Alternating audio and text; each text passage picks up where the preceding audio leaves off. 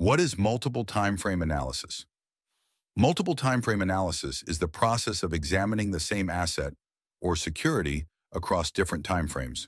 Why bother, you ask? The idea is simple. Identify the trend on a higher time frame, then look for precise trade entries on a lower time frame that align with that trend. But does this really work? And if so, how? We'll break it all down in this video, so stay tuned. First, why do traders use multiple time frame analysis in the first place? And why not just analyze and enter trades within a single time frame? Let's look at this demonstration. On the left, we have the 4-hour H4 chart. On the right, we have the 5-minute M15 chart. What do we see on the H4 chart? It's an uptrend, isn't it? At least from a technical analysis standpoint, that's what it looks like. Now let's assume we are currently at point A on the chart. Since it's an uptrend, we would expect the price to continue upward and break through higher high 1 to point B, wouldn't we? So let's say we decide to enter a long trade here. Now let's go through two different trading scenarios. Scenario 1, if we use the H4 chart for both trend identification and trade execution, what's the potential issue? The problem is that our trade will lack precision. Suppose we place a buy order at point A with point B as our target, take profit. A safe stop loss would likely be placed at higher low 1. As we can see here, this type of trade often doesn't provide a desirable risk-to-reward ratio. Some may argue that shortening the stop loss or stretching the take profit could solve the risk-to-reward ratio problem. That's doable, but it also makes the trades riskier. Scenario 2, now let's zoom into the M15 chart. Since this is a lower time frame, we can see more internal structures, including highs and lows, allowing for more precise trade entries. Given that our target remains point B, using the M15 chart helps us refine our entry and stop-loss placement. This often results in a better risk-to-reward ratio compared to using only the H4 chart. Let's address the elephant in the room. Does this mean executing trades on a lower time frame is always better or less risky? Not necessarily. You can always use a higher time frame for both identifying trends and executing trades. Some traders do. However, can you identify trends on a lower time frame and execute trades there as well? That's a different question entirely. Here's the problem. The lower the time frame, the messier the price action. Remember the M15 chart we showed earlier? In reality, it would probably look like this. Now, when you're in the market and the price is running wild like this, it's much harder to identify trend, isn't it? So if you plan to use a single time frame for both trend identification and trade execution, it's generally better to use a higher time frame rather than a lower one. How many are too many? Using too many time frames in your analysis can lead to overanalysis or even analysis paralysis. Trends can appear differently across different time frames, and incorporating too many at once can become counterproductive.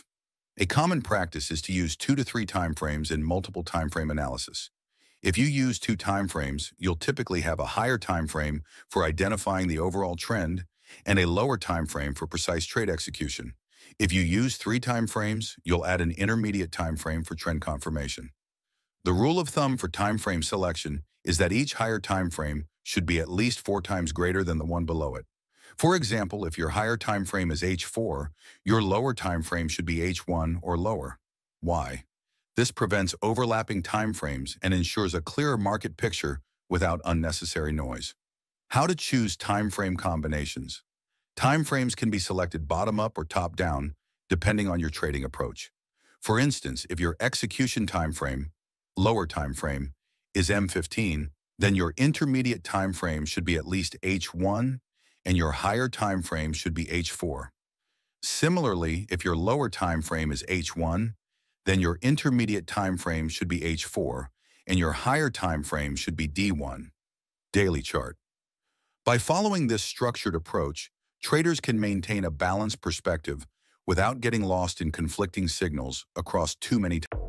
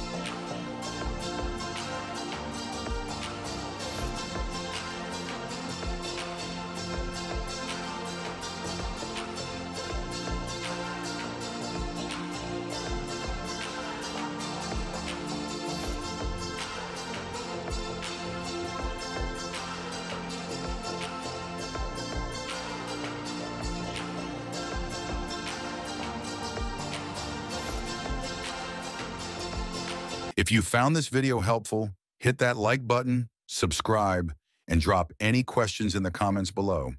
Thanks for watching and happy trading.